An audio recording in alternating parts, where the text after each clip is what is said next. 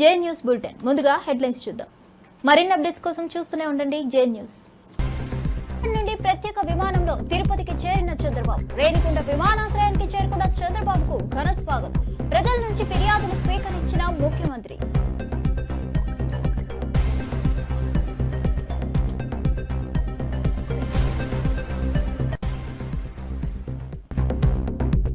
ప్రజలకు ఇచ్చిన హామీలు నిలబెట్టుకుంటామన్న జూపల్లి. ఆర్థిక భారం ఉన్న సంక్షేమం పట్ల ప్రభుత్వం బాధ్యతగా ఉందన్న మంత్రి.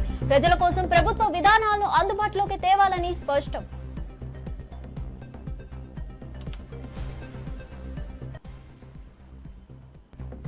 ఈటల ఇంట్లో బండి వ్యాఖ్యలపై సీరియస్ చర్చ. బండి సంజయ్ వ్యాఖ్యలపై ఈటల ఇంట్లో బీజేపీ భేటీ. పార్టీ భవిష్యత్ దిశగా కీలక నిర్ణయాలు తీసుకునే సూచనలు.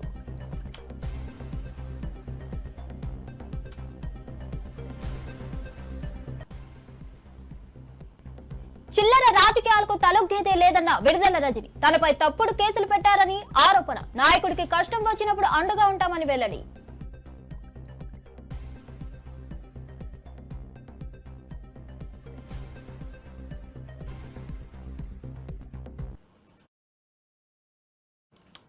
ఇక వార్త వివరాల్లోకి వెళ్తే, తిరుపతి జిల్లా పర్యటన కోసం ముఖ్యమంత్రి నారా చంద్రబాబు నాయుడు విజయవాడ నుండి ప్రత్యేక విమానంలో రేణిగుంట అంతర్జాతీయ విమానాశ్రయానికి చేరుకున్నారు. ఆయన రాక సందర్భంగా అక్కడి టీడీపీ నాయకులు, కార్యకర్తలు, ప్రజలు ఘన స్వాగతం పలికారు. విమానాశ్రయ ప్రాంగణంలో ఆయన ప్రజల వద్ద నుండి పలు అర్జీలు స్వీకరించారు. ప్రజల సమస్యలు తెలుసుకుంటూ వారి పరిష్కారానికి తగు చర్యలు తీసుకోవాలని హామీ ఇచ్చారు. చంద్రబాబు పర్యటన స్థానిక ప్రజల్లో ఆసక్తిని కలిగించింది.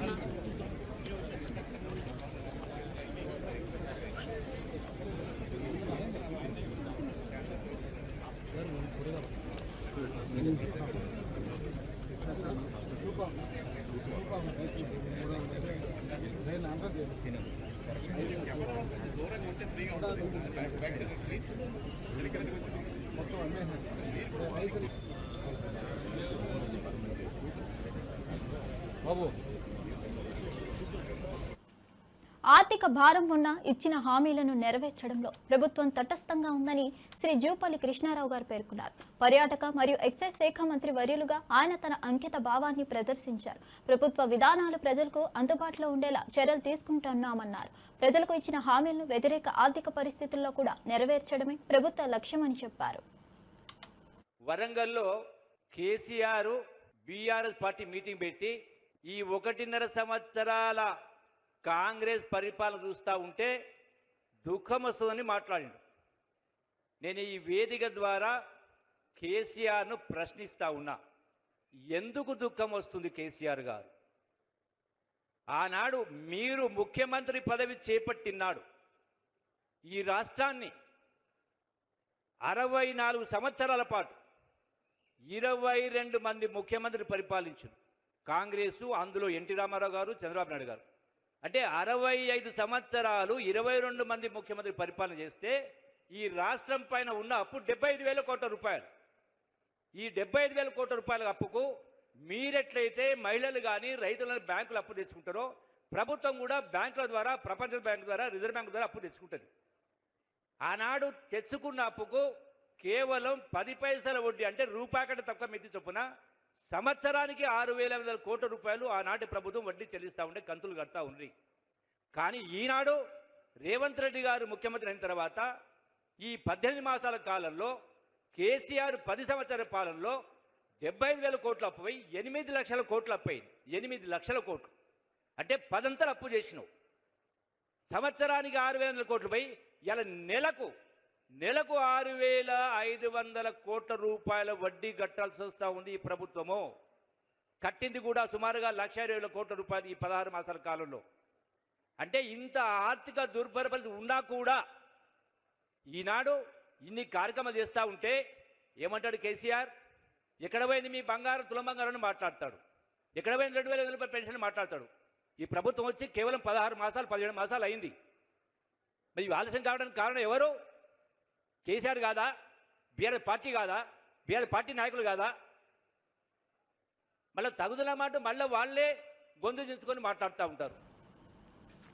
ఈటెల రాజేందర్ ఇంట్లో బండి సంజయ్ వ్యాఖ్యలపై కీలక సమావేశం జరిగింది. హుజూరాబాద్ మాజీ BJP assembly convener Gautham Reddy మరియు ఇతర బీజేపీ నేతలు ఈటెల ఇంటింటికి చేరుకున్నారు. ఈ సమావేశం రాజకీయ వర్గాల్లో చర్చనీయాంశంగా మారింది. బండి సంజయ్ చేసిన వ్యాఖ్యలపై వివరణ అందించడమే ఈ భేటీ ముఖ్య ప్రయోజనం. ఈటెల రాజేందర్ నేతృత్వంలో జరిగిన ఈ చర్చను బీజేపీ నేతలు సీరియస్ గా తీసుకుని పార్టీ భవిష్యత్తు దిశగా పలు నిర్ణయాలు తీసుకునే అవకాశం ఉన్నట్లు సమాచారం.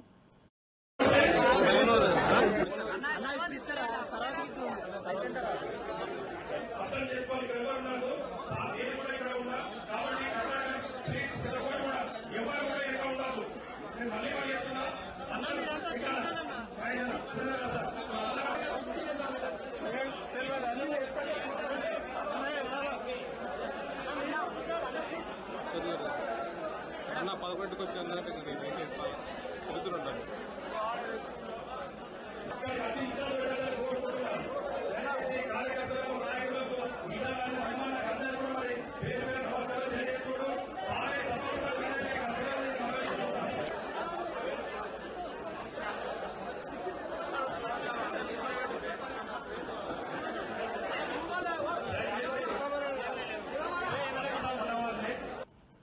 మాజీ మంత్రి చిలుకలూరిపేట నియోజకవర్గ సమన్వయకర్త విడుదల రజని రాజకీయంగా తనను ఎదుర్కోలేక తప్పుడు కేసులు పెట్టారని ఆరోపించారు. అయినా కార్యకర్తల్ని వదిలేసి వెళ్లే వ్యక్తి కాదని స్పష్టం చేశారు. ఆమె పదవులు అనుభవించి పార్టీ ఓడిపోయాక పారిపోయే వ్యక్తులుగా తాముండబోమన్నారు. అనుకున్న మౌలిక సూత్రాలను పాటిస్తూ పార్టీ కోసం నిలబడతామని చెప్పారు. తమ నాయకుడికి కష్టం వచ్చినప్పుడు అండగా ఉంటామని కార్యాచరణను ప్రకటించారు. పరోక్షంగా ప్రత్యర్థులపై విరుచుకుపడుతూ పార్టీకి మద్దతు తెలియజేశారు. నన్ను ఎదుర్కోలేక అందరి మీద పెట్టి చివరికి నా మీద కూడా పెట్టి నన్ను వేధించావు. అయినా నీలాగా 4 సంవత్సరాలు కార్యకర్తలను వదిలేసి పారిపోలేదు నేను. పార్టీ అధికారం కోల్పోయాక పదవులు అనుభవించి పారిపోయింది ఎవరు? మేము కాదని గుర్తు చేస్తా ఉన్నా. మేము నిలబడతాం, మా నాయకుడు కష్టం వస్తే నిలబడతాం. మేము పార్టీ అధికారం కోల్పోయాక పదవులు అనుభవించి పారిపోయింది ఎవరు? ఆర్కే రోజాపై నగరి టీడీపీ ఎమ్మెల్యే భానుప్రకాష్ చేసిన వ్యాఖ్యలు పెద్ద దుమారాన్ని రేపాయి. 3 సార్లు ఎమ్మెల్యేగా ఒకసారి మంత్రిగా సేవలందించిన ఆర్కే రోజాపై ఇలాంటి వ్యాఖ్యలు చేయడాన్ని తీవ్రంగా ఖండించారు. వైఎస్ఆర్సీపీ మహిళా నేతపై ఇలాంటి విమర్శలు చేస్తే టీడీపీ అధిష్టానం మెచ్చుకోవచ్చు, ప్రజల నుండి వ్యతిరేకత కలుగుతుందని వైఎస్ఆర్సీపీ నేతలు హెచ్చరిస్తున్నారు.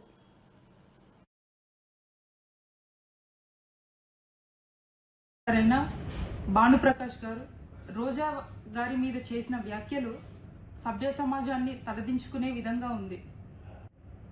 సంస్కృతి సంప్రదాయాల్ని భ్రష్టు పట్టించే విధంగా ఒక మహిళ మీద ఇట్లాంటి వ్యాఖ్యలు చేయడం నిజంగా బాధాకరం.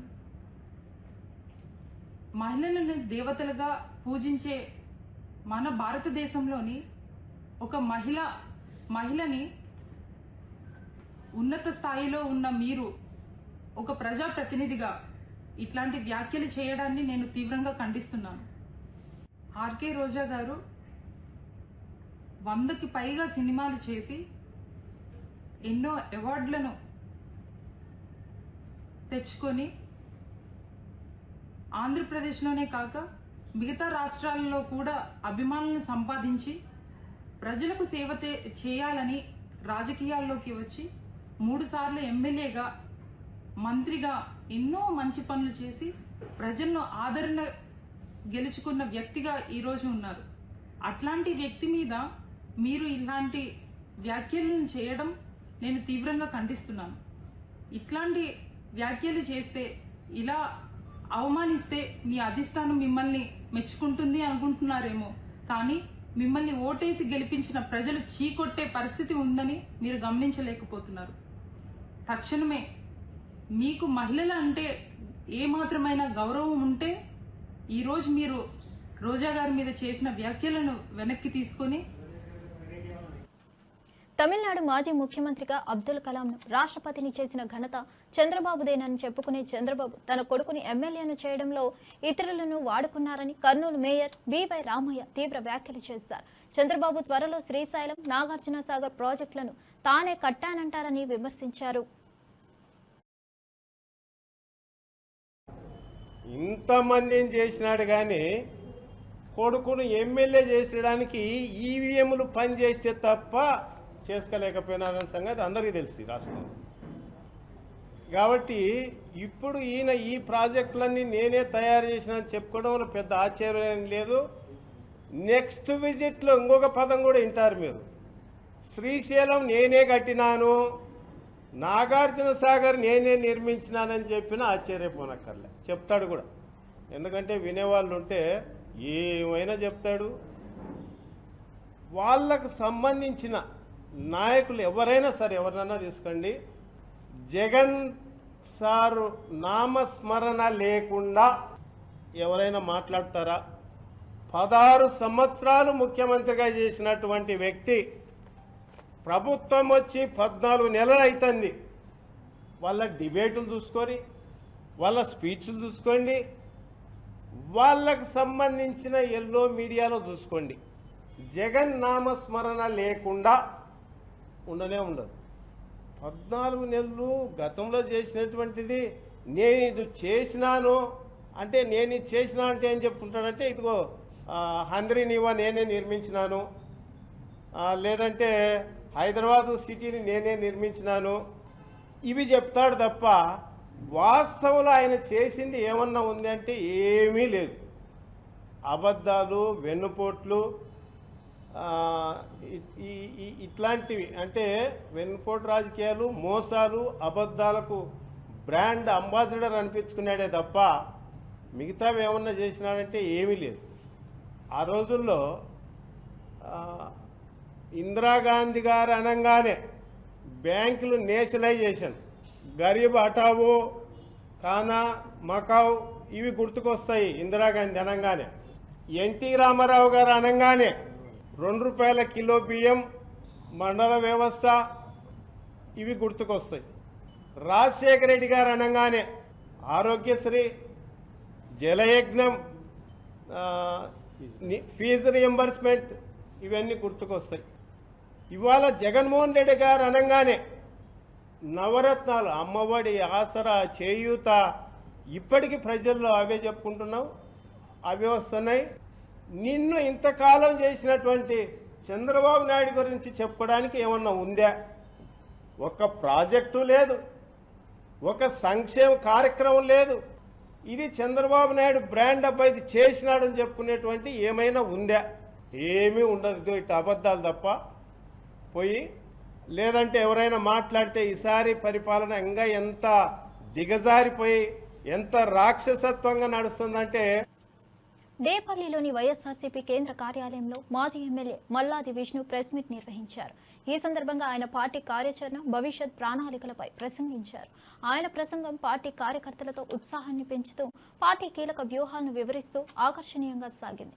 మల్లాది విష్ణు చేసిన వ్యాఖ్యలు చర్చనీయాంశమవడంతో పాటు ఇతర పార్టీలను సవాల్ చేశారు. పార్టీని మరింత బలపరిచే దిశలో ఆయన చేసిన పలు సూచనలు కార్యాచరణలో పెట్టాలని సూచించారు.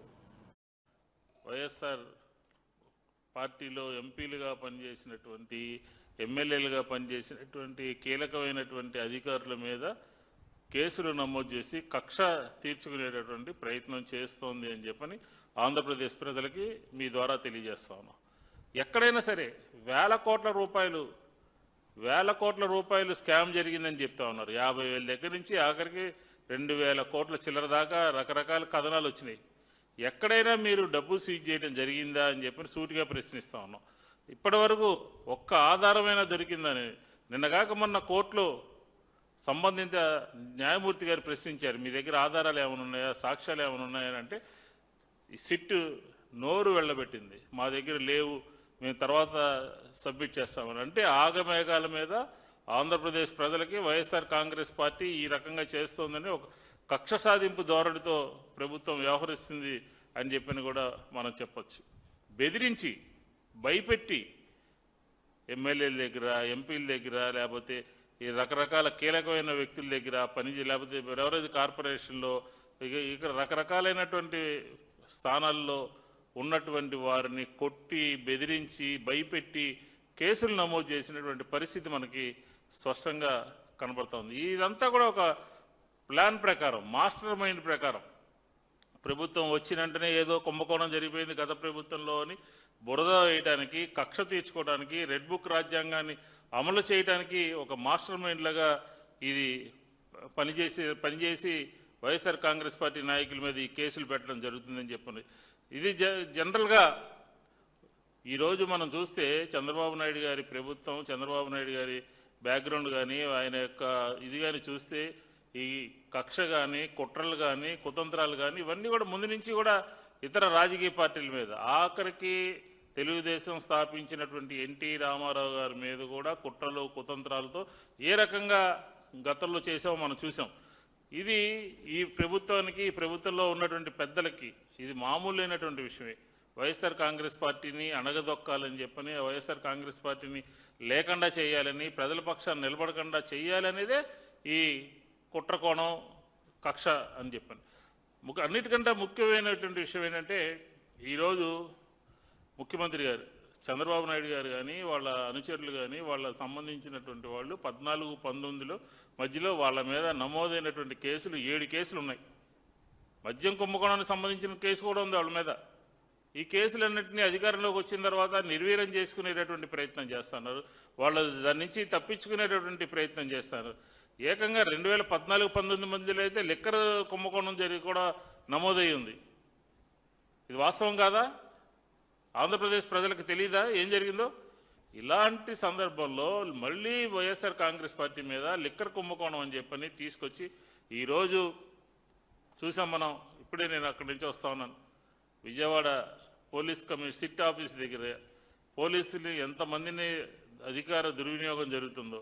ఈరోజు వాలంటీర్గా సిట్ దగ్గరికి వెళ్ళాలి అని చెప్పని మిథున్ రెడ్డి గారు అనుకుంటే చుట్టూ ఒక యుద్ధ వాతావరణంలో ఎయిర్పోర్ట్ నుంచి వస్తుంటే అందరినీ కూడా రావర్పాడు రింగ్ దగ్గర ఆపేయటం, వచ్చినటువంటి వ్యక్తుల్ని కలవనీయకుండా పోలీసులు బారికేళ్లు పెట్టడం, 100 మంది పోలీసుల్ని తీసుకొచ్చి భయభ్రాంతులకు గురి చేసి ఒక యుద్ధ వాతావరణాన్ని ఆ ప్రాంతంలో విద్యా వైద్యంలో మార్పులు అవసరమని 10 ఏళ్లు భ్రమలు కల్పించారని శ్రీ వాకిటి శ్రీహరి గారు అన్నారు. పశు సంవర్ధక, పాడి పారిశ్రామికాభివృద్ధి, క్రీడలు, యువజన సర్వీసులు మంత్రివర్యులు అయిన ఆయన మెరుగైన విద్య వైద్యానికి సర్కార్ చేస్తున్న కృషిని వివరించారు. సర్కార్ విద్య వైద్య రంగాలను అభివృద్ధి చేయడానికి ప్రత్యేక విధానాలను రూపొందించిందని చెప్పారు. నియామకాలని మనకు భూతద్దం చూపించి 10 సంవత్సరాలు అధికారంలో ఉండి ఏ ఒక్క పనిని కూడా, ఏ ఒక్క ప్రాజెక్టు కూడా, ఏ ఒక్క కొత్త ఆలోచన బీదల పట్ల చేయకుండా వాళ్ళ నాడిని గ్రహించి అధికారం ఎట్లా రావాలని ప్రయత్నం ఆనాడు చేస్తే, ఈనాడు ఏ కార్యక్రమం తీసుకున్నా కూడా పేదోడి వద్దకు చేరాలి అని చెప్పే ఆలోచనతో మన అధినాయకుడు రాహుల్ గాంధీ గారి ఆలోచన ఓ గొప్ప ఆలోచన. ఏం ఆలోచన? ఇంకా ఈ దేశంలో వెనుకబడ్డ జాతులలో పార్లమెంట్ కానీ, అసెంబ్లీ కడప దొక్కని వెనుకబడ్డ జాతులు ఎన్నో ఉన్నాయి. వాళ్ళు ఎంతమందో లెక్కించి వాళ్ళకు కూడా ఆ లెక్క ప్రకారంగా విద్యా ఉద్యోగాల్లో, రాజకీయాలలో అవకాశం కల్పించాలనేటువంటి इस देश में जिनकी जितनी आबादी है उनको उतना हिस्सेदारी मिलना चाहिए. అంటే ఈ దేశంలో మీరెంత ఉన్నారో లెక్క కట్టి మీకు అన్నిట్లో అధికారం ఇవ్వాలనేటువంటి రాహుల్ గాంధీ గారి ఆలోచన ఈ తెలంగాణ రాష్ట్రంలో. మాజీ మంత్రి రోజాపై ప్రస్తుత నగరి ఎమ్మెల్యే గాలి భానుప్రకాష్ చేసిన వ్యాఖ్యలను తీవ్రంగా ఖండిస్తున్నామని సరితారెడ్డి వెల్లడించారు. ఆమె ఒకటే డిమాండ్ చేస్తున్నారు. గాలి భానుప్రకాష్ తక్షణమే రోజాకి క్షమాపణ చెప్పాలని. ఈ వ్యాఖ్యలు నగరిలో రాజకీయ వాతావరణాన్ని మరింత ఉత్కంఠభరితంగా మార్చాయి. మాజీ ఏఎంసీ చైర్మన్ గా సరితారెడ్డి చేసిన ఈ ప్రకటన రాజకీయ వర్గాల్లో సంచలనంగా మారాయి. వ్యాఖ్యలు నేను తీవ్రంగా ఖండిస్తున్నాను. ఆయన మాట్లాడిన మాటలు ర్యాంపుకి ఎక్కువ, హీరోయిన్కి తక్కువ, 2000 ఇస్తే ఏ పనైనా చేస్తుంది అనే మాటలు మాట్లాడాడు. నేను ఒకటే అంటే మీకు మహిళలంటే అంత చిన్న చూపుగా ఉందా? నేను ఒకటే అడుగుతున్నాను, మీ కుటుంబ సభ్యులు ఎవరైనా వాళ్ళపై ఇట్లాంటి మాటలు మాట్లాడితే మీకు ఎంత బాధ కలుగుతుందో అందరికీ అంతే బాధ కలుగుతుంది. మొన్నటికి మొన్న గుడివాడలో కృష్ణా జిల్లా జడ్పీ చైర్పర్సన్ అయినటువంటి ఉప్పాల హారిక గారిపై టీడీపీ గుండాలు దాడి చేసి ఆమెను ఎన్నో రకాలుగా మాటలన్నీ బాధ పెట్టారు. వారిపై ఇంతవరకు యాక్షన్ తీసుకోలేదు. పదవిలో ఉన్న ఆమెకే న్యాయం చేయకపోతే ఈ కూటమి ప్రభుత్వం ఇంకా సామాన్య మహిళలకు ఇంకేం న్యాయం చేస్తుంది ఈ కూటమి ప్రభుత్వం? అంతేకాకుండా నేను ఒకటే డిమాండ్ చేస్తున్నాను, తక్షణమే భానుప్రకాష్ గారు రోజా గారికి క్షమాపణ చెప్పాలని కోరుకుంటున్నాను. మాజీ మంత్రి అయిన రోజా గారిపై నగరి ఎమ్మెల్యే భానుప్రకాష్ గారు చేసిన వ్యాఖ్యలు నేను తీవ్రంగా ఖండిస్తున్నాను. ఆయన మాట్లాడిన మాటలు ర్యాంపుకి ఎక్కువ, హీరోయిన్కి తక్కువ, 2000 ఇస్తే ఏ పనైనా చేస్తుంది అనే మాటలు మాట్లాడాడు. నేను ఒకటే అంటే మీకు మహిళలంటే అంత చిన్న చూపుగా ఉందా? నేను ఒకటే అడుగుతున్నాను, మీ కుటుంబ సభ్యులు ఎవరైనా వాళ్ళపై ఇట్లాంటి మాటలు మాట్లాడితే మీకు ఎంత బాధ కలుగుతుందో అందరికీ అంతే బాధ కలుగుతుంది. మొన్నటికి మొన్న గుడివాడలో కృష్ణా జిల్లా జడ్పీ చైర్పర్సన్ అయినటువంటి ఉప్పాల హారిక గారిపై టీడీపీ గుండాలు దాడి చేసి ఆమెను ఎన్నో రకాలుగా మాటలన్నీ బాధ పెట్టారు. కేంద్ర రైల్వే శాఖ మంత్రి అశ్విని వైష్ణవ్, కేంద్ర మంత్రి కిషన్ రెడ్డి రైల్లో ప్రయాణించారు. కందిలో జరిగిన ఐఐటిహెచ్ స్నాతకోత్సవానికి హాజరైన ఈ ప్రముఖులు శంకర్పల్లి రైల్వే స్టేషన్లో రైలు ఎక్కి హైదరాబాద్ నగరానికి బయలుదేరారు. వారి వెంట బీజేపీ తెలంగాణ అధ్యక్షుడు రామచంద్రరావు, చేవెళ్ల ఎంపీ విశ్వేశ్వర్ రెడ్డి, ఎమ్మెల్యే పైడి రాకేష్ రెడ్డి కూడా ఉన్నారు. ఈ ప్రయాణం రాజకీయ వర్గాల్లో చర్చనీయాంశంగా మారింది. ప్రముఖులు రైలు ప్రయాణం ప్రత్యేక ఆకర్షణగా నిలిచింది.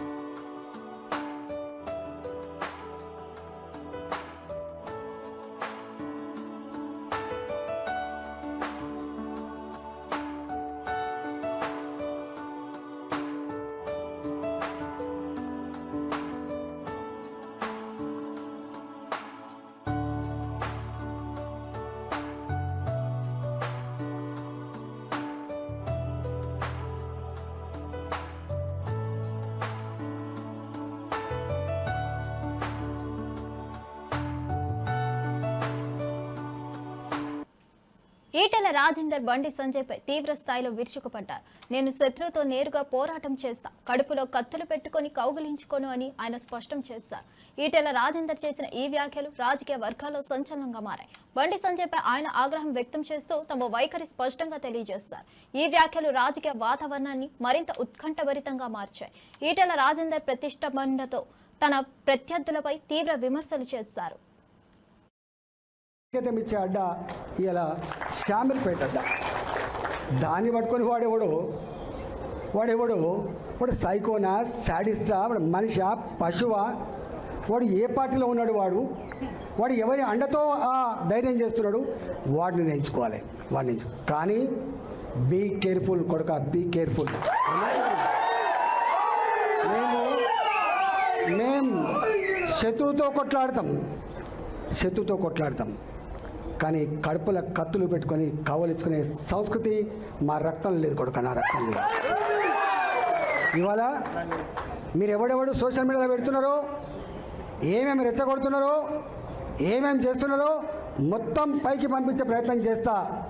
నేను అనుకుంటున్నా సంస్కారం ఉందని, సభ్యత ఉందని ఇట్లాంటి వాటిని అరికడతానని భావిస్తున్నా. అరికట్టకపోతే నష్టపోయేది ఎవరో అర్థం చేసుకోండి. మీరు నష్టం మాకు కాదు, మాకు ఏం తక్కువ ఉంది? అసలు మీరు ఎవరు? అసలు నీ శక్తి ఏంది, నీ యుక్తి ఏంది, నీ చరిత్ర ఏంది, మా చరిత్ర ఏందిరా? 2002లో వచ్చిన నా జిల్లాకి, 2002లో వచ్చిన జిల్లాకి 2 సార్లు నేను జిల్లా పార్టీ అధ్యక్షుడిగా పనిచేసిన, నేను 2 సార్లు జిల్లా మంత్రిగా పనిచేసిన. నేను నా అడుగు పడని గ్రామాలు లేవు కరీంనగర్ జిల్లాలో. ఉమ్మడి కరీంనగర్ జిల్లాలో నా అడుగులు పడని గ్రామాలు లేవు. ఉమ్మడి కరీంనగర్ జిల్లాలో నేను కరీంనగర్లో ఉంటే పొద్దున ఉదయం పొయ్యి ముట్టిస్తే రాత్రి 12 గంటలకు కూడా ఆ పొయ్యి ఆరిపోయేది కాదు. ఒక్క హుజరాబాదు ఒక కమలాపూర్ వచ్చిన వాళ్ళు కాదు బిడ్డ, మొత్తం కరీంనగర్ జిల్లా మొత్తం వచ్చేది. పక్క పంటున్న జిల్లాలు కూడా అప్పుడప్పుడు వచ్చిపోయేది. ఇవాళ నేను 2 సార్లు 40 ఫ్లోర్ లేదని చెప్తున్నా అంటే నాకు తెలియని జిల్లా ఉంటుందా? నేను పోని మండలం ఉంటుందా?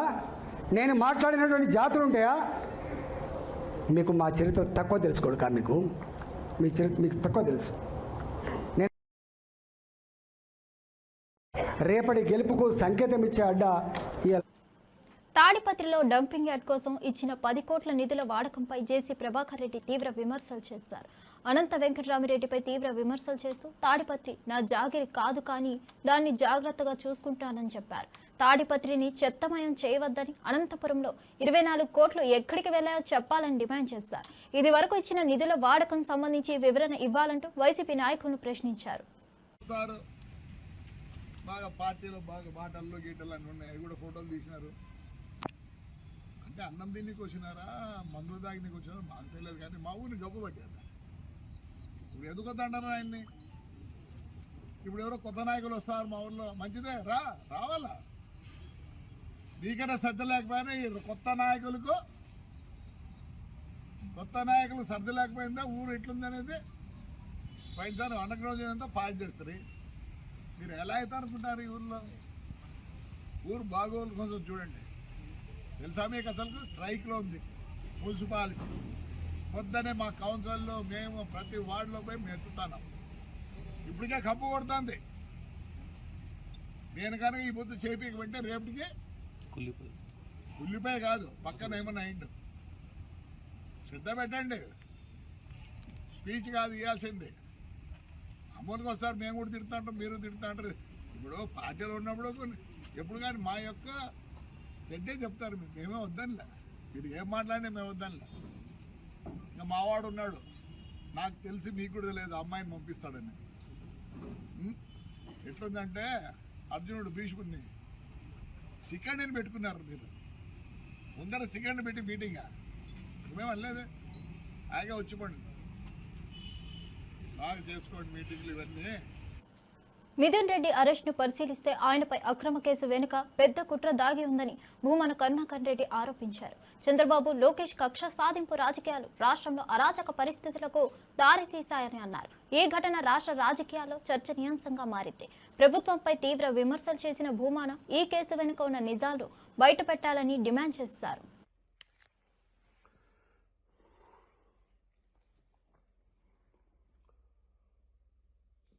లోకేష్ గారుల కక్ష సాధింపు రాజకీయాలు రాష్ట్రంలో అరాచకమైనటువంటి పరిస్థితుల వైపు పూర్తిగా నెట్టబడుతున్నాయి. ఈ రోజున రాజంపేట పార్లమెంటు సభ్యుడు, వైఎస్ఆర్ కాంగ్రెస్ పార్టీలో అత్యంత కీలకమైనటువంటి నేత, జగన్మోహన్ రెడ్డి గారికి ఎంతో ఆప్తుడు అయిన మిథున్ రెడ్డిని పోలీసు వాళ్ళు అరెస్టు చేసేటువంటి క్రమంలో దాని వెనుక ఉన్నటువంటి తెలుగుదేశం కూటమి యొక్క కుట్ర ఎంత దారుణమంటే, ఆ మద్యం స్కామ్తో ఏ రకమైనటువంటి సంబంధము మిథున్ రెడ్డికి లేకపోయినా, మిథున్ రెడ్డి పాత్ర ఇసుమంతా కూడా కనుగొనలేకపోయినా, కక్ష కట్టి జగన్మోహన్ రెడ్డి గారికి ఆత్మీయుడు కనుక ఈయనను ఒక ముద్దాయిగా ప్రకటించి మిథున్ రెడ్డిని అరెస్టు చేస్తే జగన్మోహన్ రెడ్డి గారి యొక్క ప్రతిష్టను దెబ్బతీయచ్చు అన్న కారణంగా ఈ రోజున ఈ రకమైన బరితెగింపుకు తెలుగుదేశం ప్రభుత్వం బనాయిస్తున్నది, ఈ రకమైనటువంటి కుట్ర చేస్తున్నది, ఇంత దారుణానికి ఒడిగట్టుతున్నది. తనను నిన్నటి వరకు మొన్నటి వరకు ముద్దాయిగా కూడా చేర్చలేదు. ఈ కేసు పూర్తిగా చాలా బలహీనమైనటువంటి కేసని, ఇందులో ఇప్పటి వరకు అరెస్ట్ అయినటువంటి వాళ్లకు ఇసుమంత పాత్ర కూడా లేదని, వైఎస్ఆర్ కాంగ్రెస్ పార్టీ హయాంలో ఓ మద్యం కుంభకోణం జరిగింది అని వీళ్లకు వీళ్లే ఒక పెద్ద కల్పిత కథ, ఒక ఫిక్షన్ స్టోరీని తయారు చేసి తద్వారా కొన్ని వేల కోట్ల రూపాయలు ఎన్నికల్లో ఖర్చు పెట్టడానికి ఆ డబ్బంతా వినియోగించారు అనే ఒక కారణం చూపుతూ ఎక్కడ ఇంతవరకు డబ్బులు దొరకకపోయినా ఆ డబ్బు కాళ్ళ దొరికిన డబ్బులన్నీ కూడా మద్యానికి సంబంధించినటువంటి డబ్బులని ఎవరివో దొరికితే దానికి అంటగట్టి ఈ కేసును చాలా బలంగా తయారు చేసి వీళ్ళ మరిన్ని అప్డేట్స్ కోసం చూస్తూనే ఉండండి జే న్యూస్.